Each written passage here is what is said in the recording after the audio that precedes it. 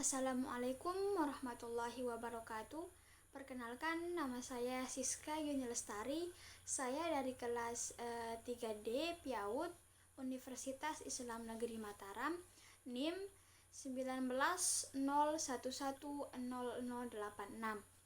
Nah, di sini tujuan saya membuat video adalah untuk menyelesaikan tugas ujian tengah semester mata kuliah pembelajaran Al-Quran anak usia dini. Nah, materi yang pertama adalah tujuan, prinsip, dan ruang lingkup pembelajaran Al-Quran anak usia dini. Nah, yang pertama adalah tujuan. Tujuan pembelajaran Al-Quran anak usia dini yaitu yang pertama adalah melaksanakan perintah Allah dan Rasul-Nya, meletakkan dasar-dasar kemampuan membaca Al-Quran. Yang ketiga adalah menanamkan rasa cinta terhadap Al-Quran sejak usia dini. Yang keempat adalah memberikan pemahaman kepada anak tentang makna atau isi kandungan Al-Quran melalui berbagai metode yang sesuai dengan usia anak tersebut. Nah, selanjutnya adalah meletakkan dasar-dasar kemampuan menulis Al-Quran, misalnya huruf-huruf hijaiyah ataupun thayyibah. Nah, yang terakhir adalah melatih dan membimbing anak untuk menghafalkan Al-Quran sejak usia dini dengan prinsip-prinsip yang sesuai dengan perkembangan anak. Prinsip-prinsip pembelajaran Al-Quran untuk anak usia dini yaitu adalah pembelajaran yang bersifat holistik, yaitu menyeluruh, mencakup membaca, menulis, memahami ataupun menghayati. Yang kedua adalah metode yang mudah, menarik, dan menyenangkan. Dalam mengajarkan anak tentang Al-Quran, kita sebagai pendidik haruslah memakai metode yang membuat anak tertarik dengan apa yang kita sampaikan, dan tentunya metode tersebut sesuai dengan usia anak. Yang ketiga adalah pembelajaran yang aktif. Seperti kata di atas, dalam pembelajaran harus menarik anak agar memperhatikan, dan hal tersebut akan membuat anak aktif dalam pembelajaran. Dan tujuan pembelajaran Al-Quran adalah membuat anak aktif, bukan guru yang aktif. Nah, yang keempat adalah tidak memaksa dan selalu memperhatikan individual anak. Nah, yang ketiga adalah ruang lingkup pembelajaran Al-Quran untuk anak usia dini. Seperti yang saya katakan tadi, ruang lingkupnya itu bersifat holistik, yaitu bersifat menyeluruh yang mencangkup membaca, menulis, menghayati ataupun memahami. Nah, kita beralih ke materi yang kedua, yaitu tentang kisah atau cerita untuk anak usia dini dalam pembelajaran Al-Quran. Nah, cerita ataupun kisah yang disampaikan dalam proses pembelajaran Al-Quran itu adalah cerita yang singkat sesuai dengan waktu konsentrasi anak, dan cerita tersebut haruslah berasal dari dalam Al-Quran.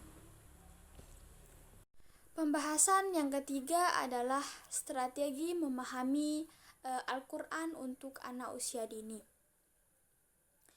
Strategi memahami kandungan Al-Quran untuk anak usia dini itu adalah sebuah rangkaian yang didesain oleh guru, mencangkup perencanaan, urutan kegiatan, metode, media, hingga tahap evaluasi yang bertujuan untuk memberikan pemahaman kepada anak usia dini tentang makna yang terkandung di dalam Al-Quran. Nah, adapun beberapa metode dalam memahami Al-Quran untuk anak usia dini. Yang pertama adalah metode bercerita. Metode bercerita adalah menyampaikan serangkaian yang dialami oleh sang tokoh, baik itu tokoh nyata maupun rekaan. Tokoh dalam cerita dapat berupa manusia, binatang, dan makhluk yang lain. Nah, adapun tujuan metode bercerita dalam pembelajaran Al-Quran anak usia dini. Yang pertama adalah mengenalkan kisah-kisah dalam Al-Quran. Yang kedua, mengenalkan nilai-nilai atau pesan-pesan yang terkandung di dalam Al-Quran. Yang ketiga adalah menumbuhkan rasa cinta terhadap Al-Quran. Yang keempat adalah menanamkan semangat untuk mempelajari Al-Quran. Yang kelima adalah mengembangkan kecerdasan spiritual anak. Dan yang terakhir adalah bukan hanya mengembangkan satu aspek saja, melainkan mengembangkan beberapa aspek yang lain. Nah, langkah-langkah penerapan metode bercerita. Yang pertama adalah tahap perencanaan.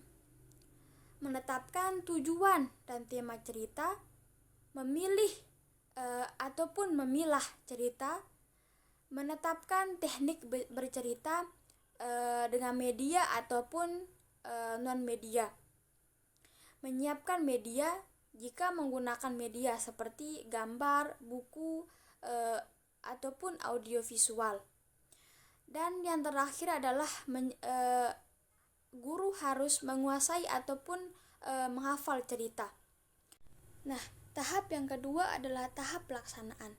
Tahap pelaksanaan terbagi menjadi 3 bagian, yaitu yang pertama kegiatan awal.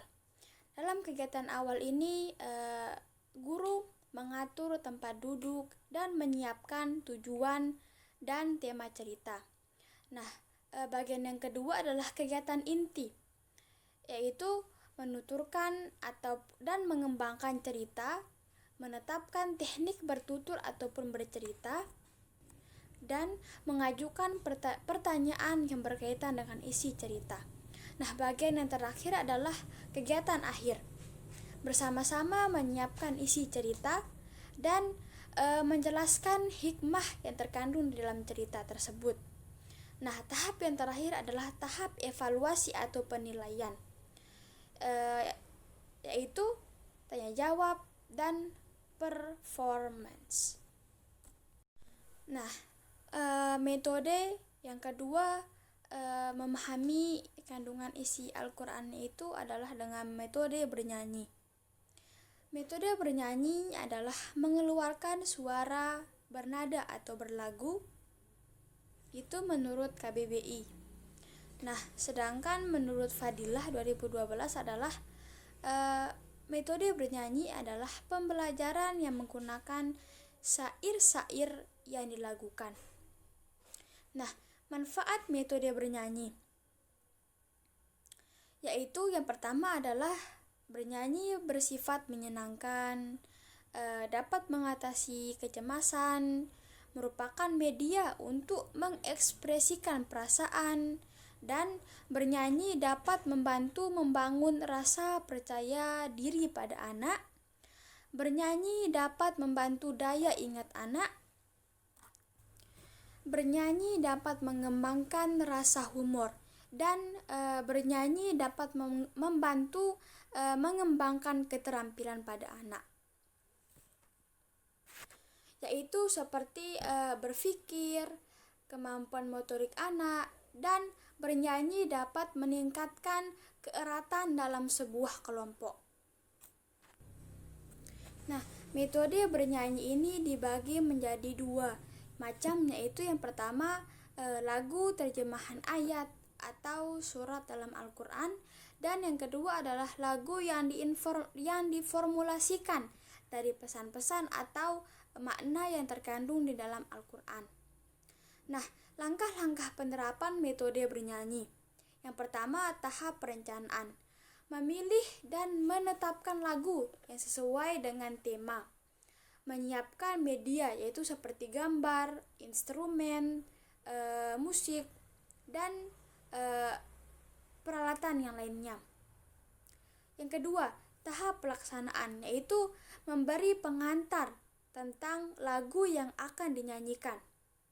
Nah, kegiatan intinya yaitu jika lagu yang akan dinyanyikan adalah lagu yang baru, guru harus bisa memberikan contoh terlebih dahulu sebelum anak disuruh untuk bernyanyi. Nah, yang kedua yaitu bernyanyi bersama. Siswa dapat dibagi beberapa kelompok agar siswa tidak bosan ataupun siswa dapat dipilih oleh guru untuk bernyanyi secara individu. Menyanyikan kembali bersama-sama, menyanyikan kembali pada kesempatan lainnya. Nah, kegiatan akhir itu adalah guru memberikan penjelasan tentang makna dalam lagu tersebut. Tahap terakhir adalah tahap evaluasi, yaitu seperti performance. Metode yang ketiga adalah bermain peran, yaitu menggunakan anak sebagai tokoh untuk menyampaikan pesan ataupun makna yang terkandung di dalam Al-Quran, sehingga anak juga dapat mengambil setiap pesan atau makna yang terkandung dalam kisah tersebut. Nah, metode yang keempat adalah terjemahan dengan gerakan, yaitu menggunakan bahasa isyarat atau bahasa tubuh untuk menyampaikan pesan atau makna yang terkandung dalam Al-Quran. Penerjemahan dengan gerakan biasanya hanya menggunakan anggota tubuh seperti tangan untuk menyampaikan pesan. Nah, materi yang keempat adalah ruang lingkup pembelajaran membaca Al-Quran anak usia dini. Yang pertama itu adalah mengenal huruf hijaiyah. Pengenalan huruf hijaiyah bertujuan agar anak dapat melafalkan huruf-huruf hijaiyah dengan fasih dan mampu membedakan antara satu huruf dengan yang lain dari segi makhraj dan sifat huruf. Yang kedua adalah mengenal harokat. Pengenalan harokat dalam beberapa metode seperti metode Iqra, Ummi, dan Qiraati dilakukan bersamaan dengan pengenalan huruf, diawali dengan harokat fathah. Sedangkan dalam metode Baghdadiyah dimulai dengan mengenal nama-nama huruf, kemudian dilanjutkan dengan berharokat fathah, disusul harokat kasroh, dhammah, fathatain, kasrotain, dhammatain, dan seterusnya. Pengenalan harokat dilakukan setelah anak mulai mengenal huruf. Harokat bisa dikenalkan dalam berbagai bentuk, disesuaikan dengan karakteristik anak usia dini. Pengenalan harokat ini agar anak dapat membaca Al-Quran. Nah, yang ketiga adalah mengenal huruf sambung. Pengenalan huruf sambung dilakukan setelah pengenalan huruf hijaiyah dan harokat. Pengenalan huruf sambung ini untuk mempermudah anak dalam membaca Al-Quran. Hal ini bisa dilakukan dengan guru membaca satu huruf dan disambung oleh anak. Ada tahapan awal pengenalan huruf. Sambung dilakukan dengan mengenalkan dua huruf dan harus meningkat sesuai perkembangan anak. Nah, yang keempat adalah mengenal panjang pendek bacaan. Panjang pendek bacaan bisa dilakukan setelah anak benar-benar memahami dan tahu tentang harokat dan hafal dengan baik bagaimana cara membaca dan mengucapkan setiap huruf. Materi yang kelima adalah metode belajar membaca Al-Quran, yaitu dengan metode Al-Baghdadi dan Iqra. Yang pertama adalah metode Al-Baghdadi. Metode adalah suatu cara sistematis yang digunakan untuk melaksanakan suatu pekerjaan agar suatu tujuan sesuai dengan apa yang diinginkan. Nah, metode Al-Baghdadi adalah metode pembelajaran Al-Quran dengan cara dieja per hurufnya, serta tersusun secara berurutan dan merupakan sebuah proses ulang atau lebih dikenal dengan sebutan alif ba ta. Metode Al-Baghdadi ini berasal dari kota Baghdad, Irak. Nah, cara pembelajaran metode Al-Baghdadi ini di mana dengan mengajarkan huruf hijaiyah mulai dari alif sampai iya, dan pembelajaran tersebut diakhiri dengan membaca juz amma. Nah, cara praktik pembelajaran metode Al-Baghdadi ini ada 4 tahap, yaitu yang pertama tahap pengenalan huruf hijaiyah. Pada tahap ini, anak dituntut untuk menghafal huruf hijaiyah yang ada tanpa menggunakan harokat dengan cara mengeja, menulis, dan menghafalkan. Nah, yang kedua adalah tahap pengenalan huruf. Pada tahap ini, anak disuruh untuk menghafalkan huruf yang sudah ada harokatnya. Nah, yang ketiga, tahap pengenalan huruf sambung. Pada tahap ini, anak diajarkan bagaimana bentuk huruf-huruf sambung dan diajarkan juga cara membacanya. Nah, tahap yang keempat adalah tahap pengenalan juz amma. Nah, setelah anak menguasai cara membaca huruf dan huruf sambung dengan baik dan benar, maka tahap selanjutnya adalah mereka dicoba untuk membaca surah-surah yang ada di juz 30 atau juz amma. Barulah anak bisa membaca Al-Quran. Nah, yang kedua adalah karakteristik metode Al-Baghdadi. Metode Al-Baghdadi ini memiliki ciri khas yakni langsung memperkenalkan huruf-huruf dan saat huruf tersebut diberi tanda baca vokal seperti fathah, kasroh, dan dhammah. Yang ketiga adalah kelebihan dan kekurangan metode Al-Baghdadi. Pertama, kelebihannya adalah siswa akan mudah dalam belajar karena sebelum diberi materi, siswa dapat menghafal huruf-huruf hijaiyah. Kedua, siswa yang lancar akan cepat melanjutkan pada materi selanjutnya karena tidak menunggu orang lain. Yang ketiga, bahan atau materi disusun secara sekuensif. Yang keempat adalah pola bunyi atau susunan huruf sudah disusun secara rapi.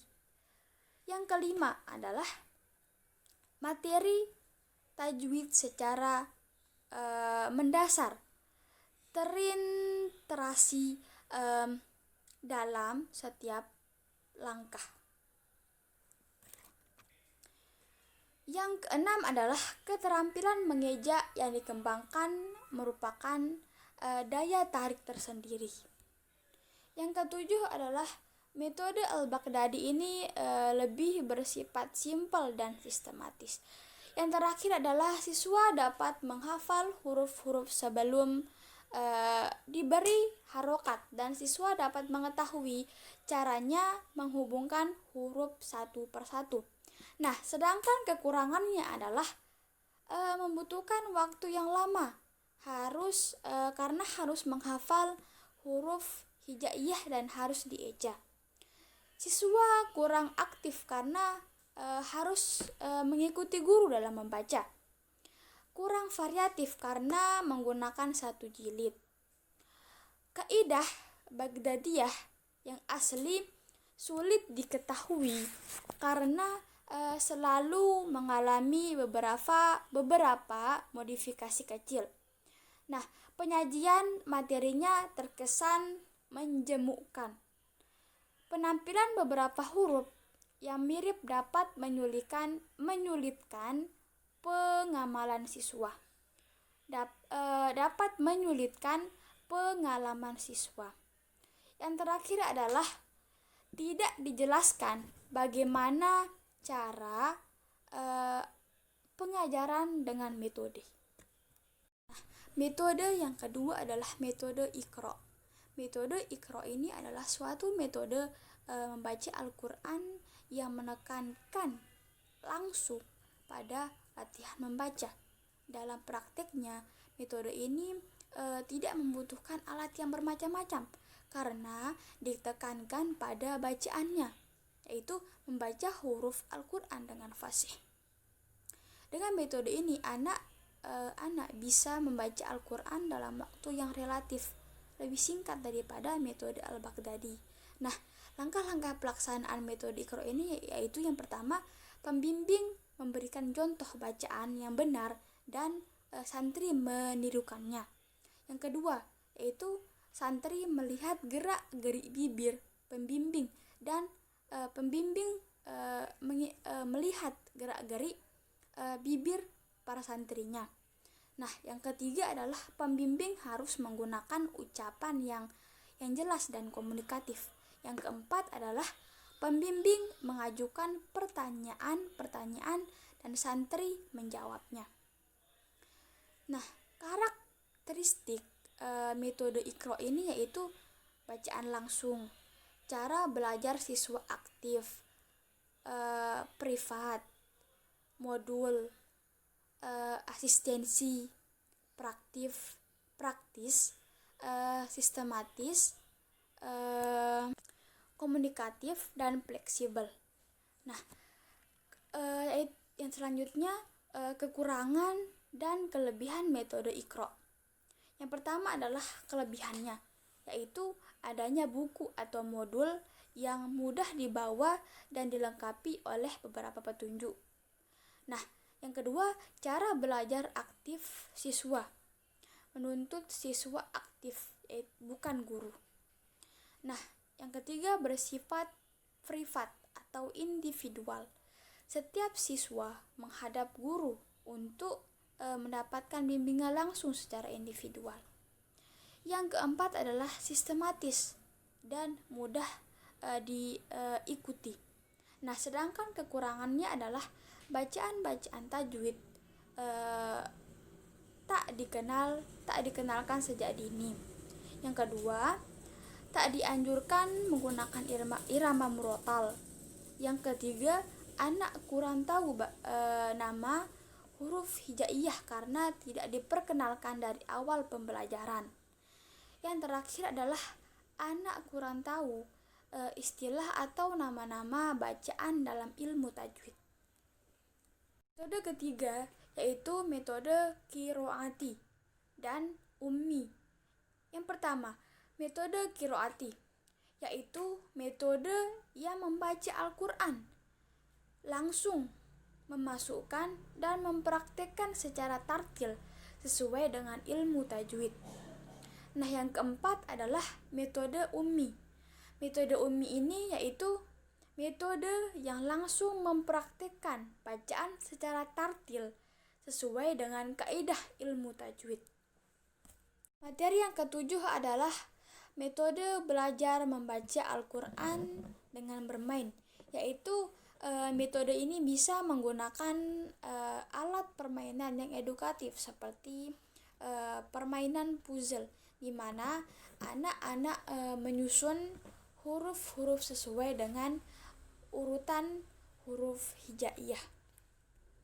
Nah, materi yang ke-8 adalah pembelajaran menulis Al-Quran untuk anak usia dini, yaitu metode-metodenya ada 4, yaitu menebalkan huruf, meniru huruf, membentuk huruf, dan mewarnai huruf.